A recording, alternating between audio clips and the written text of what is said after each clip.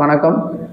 ரீசெண்டாக விளாத்திக்குளம் எம்எல்ஏ திரு மார்க்கண்டேயன் அவர்களை ப்ரிவிலேஜ் கமிட்டிக்கு நம்ம ஸ்பீக்கர் ரெஃபர் பண்ணியிருப்பார்.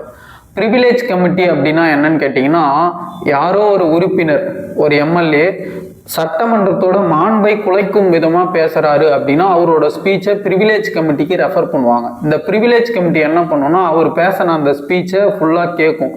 கேட்டுட்டு அவர் சட்டமன்ற மாண்பை குலைக்கிற வண்ணம் பேசியிருக்காரா அப்படின்றத ஸ்டடி பண்ணும். ஸ்டடி பண்ணிவிட்டு அவரோட பரிந்துரையில் ஸ்பீக்கருக்கு கொடுக்கும். ஸ்பீக்கர் என்ன பண்ணுவார்னா, அவங்க ரெக்கமெண்டேஷனை அக்செப்ட் பண்ணலாமா என்னன்னு அவர் பரிசீலனை பண்ணிவிட்டு இறுதி முடிவை ஸ்பீக்கர் தான் எடுப்பார். இந்த பர்டிகுலர் இஷ்யூவில் நம்மளோட மார்க்கண்டேயன் அவர் என்ன பேசியிருந்தார் அப்படின்னா, சட்டமன்றத்துக்குள்ளே வந்தால் எலும்பை உடைப்பேன் அப்படின்ற மாதிரி மென்ஷன் பண்ணியிருப்பார். அப்போ இந்த ஸ்பீச்சில் சட்டமன்றன்ற வார்த்தை வந்துடுது. அப்போ சட்டமன்றத்தோட மாண்பை ஒரு குலஸ்டாரு அப்படின்னு சொல்லி ப்ரிவிலேஜ் கமிட்டிக்கு ரெஃபர் பண்ணியிருக்கிறாங்க.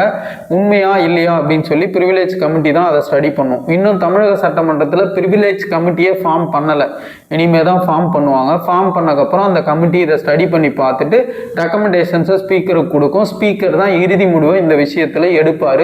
அவர் என்ன டிசிஷன் எடுக்கிறார் அப்படின்றத பொறுத்திருந்து பார்ப்போம். அதனால் ப்ரிவிலேஜ் கமிட்டிக்கு ரெஃபர் பண்ணிட்டாவே ஒருத்தருக்கு பதவி போயிடுமான்னு கேட்டிங்கன்னா போகாது. ப்ரிவிலேஜ் கமிட்டி அட்மானிஷன் பண்ணும், ரெப்ரிமெண்ட் பண்ணும், சும்மா திட்டம் இல்லை அவரை திட்டி ஒரு தீர்மானம் நிறைவேற்றி வார்னிங், அந்த ஃபுட்பாலில் எல்லோ கார்டு கொடுப்பாங்கல்ல அந்த மாதிரி ஒரு வார்னிங் கொடுத்து விட்டுருவாங்க. இதனால் பதவியெல்லாம் போகாது.